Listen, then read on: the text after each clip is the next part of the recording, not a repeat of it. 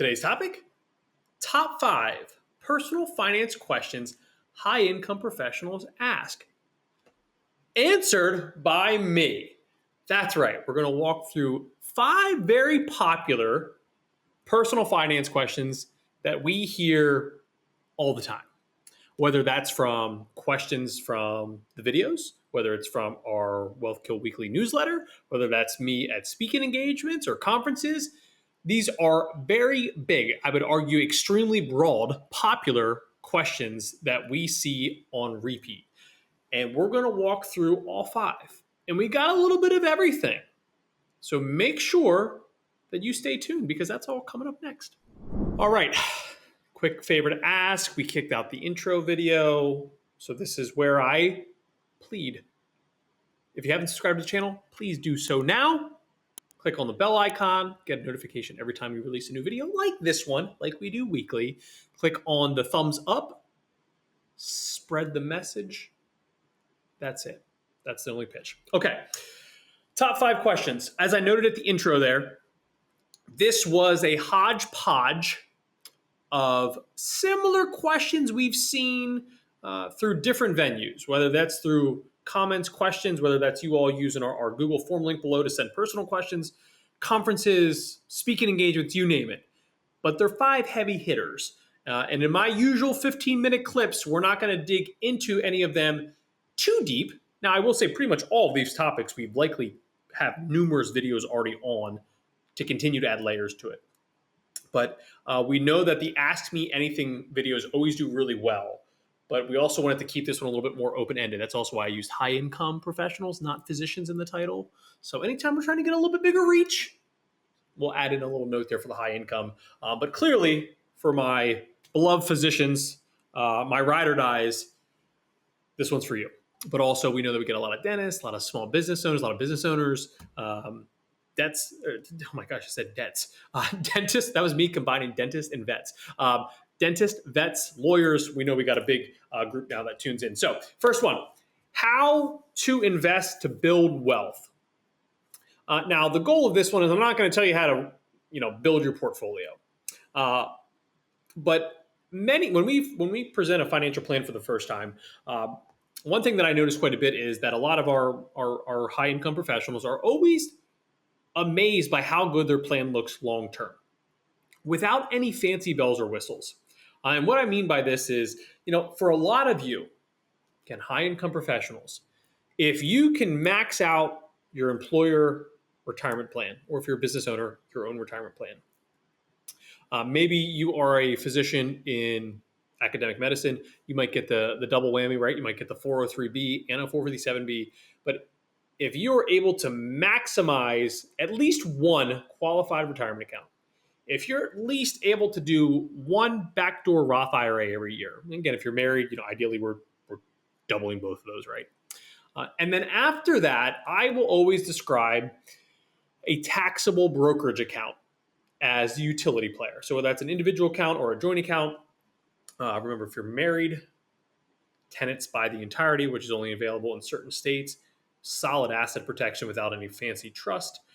But for the bulk of you, if you can hit those 3, you're going to be pleasantly surprised on what the future looks like. Now, that's assuming a normal retirement, which again, this is where YouTube's tough, right? I'm used to building a single financial plan for one person and knowing all their details. Where now, we're sharing this video with, I say thousands, right? We're growing, but we know that, a lot of you will watch this video and you all will have a different answer. And that's where that taxable brokerage account really becomes a utility player because if you want to retire or be financially independent at 50, it's going to be a different number. If you're used to caviar for breakfast, it's going to be a different number. If you're cool with ramen noodles, it's going to be a different number. If you want to work till 75, it's going to be a different number. And I think at least the base standard to this question is, how to invest to build wealth at a minimum, at least thinking about it in terms of accounts. You got to be maxing out your retirement plan. And ideally, you're doing a backdoor Roth IRA. You're probably doing more than this. Again, just kind of using the avatar from our clients. You likely got some money going to 529 plans. You're definitely take advantage of a taxable account. Maybe you're doing some real estate investing. Maybe you're doing some 1099 work, some side gigs, right? Getting a separate retirement plan going. But at a very high level, for most of you watching this video, depending on where you are in your career and what you have set up so far, maximizing a retirement account at a minimum. Again, if you're married, double that up. Some individuals, usually we see in academic medicine, if you get possibility for 2 of those plans, double win there, backdoor Roth, and then utilizing that taxable account as your utility player. Again, we don't get into investing specific because we're talking to a one-to-many, so we can't give you specific investment advice. But for many of you, you should be really taking a look at index ETFs, exchange-traded funds. If you're probably searching us on YouTube, you're likely familiar with these terms. Mutual funds have gotten much more competitive because of ETFs, so those prices have come down, but we still see some nasty expense ratios on mutual funds. We can get into individual stocks, but then you got specific risks to that company. That's why we love ETFs, because they're baskets of stocks. And whether you're tracking an index or maybe you're getting a little bit more specific, for the bulk of you, you probably want to look that way. At a minimum, always know what you're paying. If you have an advisor, know what you're paying your advisor. If you're utilizing an online platform and they're maybe utilizing models, if you have an advisor that's utilizing models, make sure you know the platform fees of those models. And then underneath all of that, you actually got one more tier, which is labeled as what we call expense ratios, right? And those are the actual expenses of the funds, of the ETF, of the mutual funds. Now, stocks won't have those types of fees, right? So that's another important part. Always know what you're paying. We're not here to talk badly about any model, but you need to know what you're paying so that you can say, you know what? Seems like a good deal. I'm getting good bang for my buck there. Or that's really expensive to only see my advisor once per year, look at one ugly PDF, and that's it. Right? Only you can make that decision, but at least know what you're paying. All right. Next, very popular question that we get. How can I lower my tax bill? Now, there's 2 different worlds here. We have the W-2 world, right? You're an employed, high-income professional versus you're a business owner.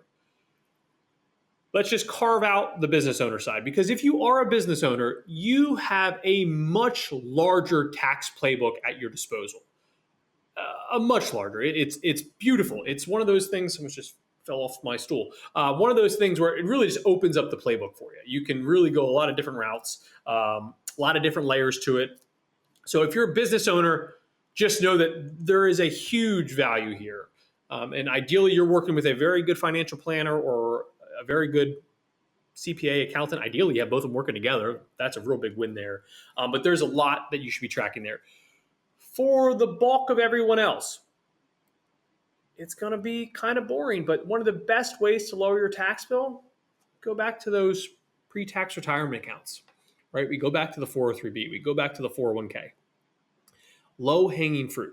Now, a question that we actually covered in our guest episode with Steven, because it's a question that we got, is it really a tax savings at that point, or is this tax deferral? And that is a valid point. Remember, at this point, you're technically just deferring taxes. The real win will come based on what we pull it out as, and that at that rate. And that's where, ideally, at that point, it is a tax savings. But just keep that in mind. At this point, you're trying to defer at a higher rate because, remember, title of the video, high income professional. And then we pull it out later, it's at a much lower rate, or at least a lower rate. We can't say it's going to be much lower. And there's a lot of planning that needs to happen in there to ideally be proactive on getting that lower rate. But that is probably one of the easiest ways to get a lower tax bill, pre-tax retirement accounts. This assumes that your marginal rate, your effective rate, are probably both well over 25%.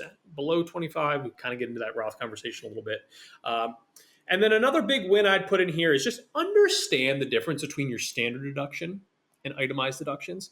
Still shocked on this one.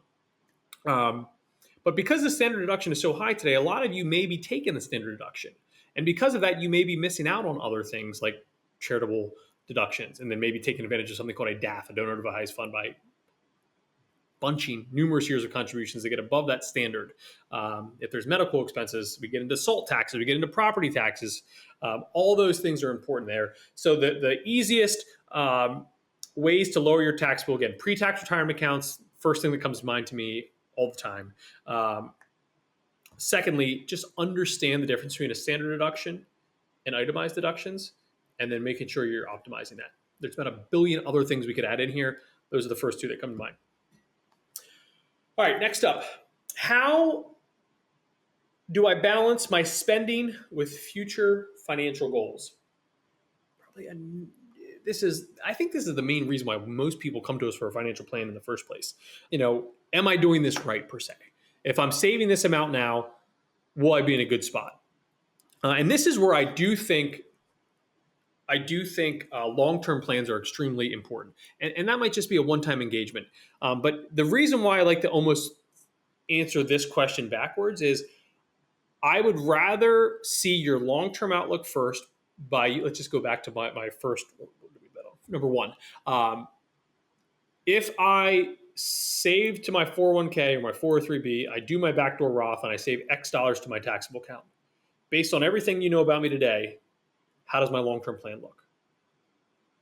That is where I like to start for the budget conversation. Because if you're hitting all your long-term goals, you could be in a good spot there, right? You might not have to change a darn thing. You might have more discretionary income that you know.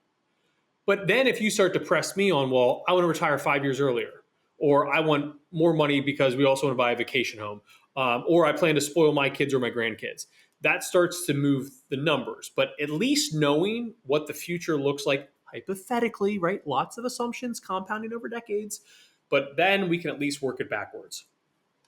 And then the one joke I always make, and I probably made it on numerous videos so far, to this day, I have not had a client call me in retirement to yell at me because they have too much money.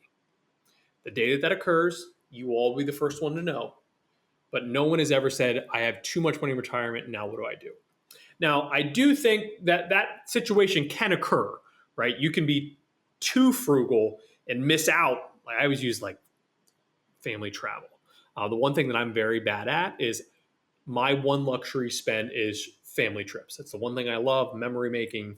And sure, I might be able to retire earlier. I don't plan to retire like ever, but I may have to give up something that I love dearly. And I only get this opportunity with my kids. My other joke is my kids will only think I'm cool for so long. And that phase is probably already starting to kick in, where I'm getting phased out.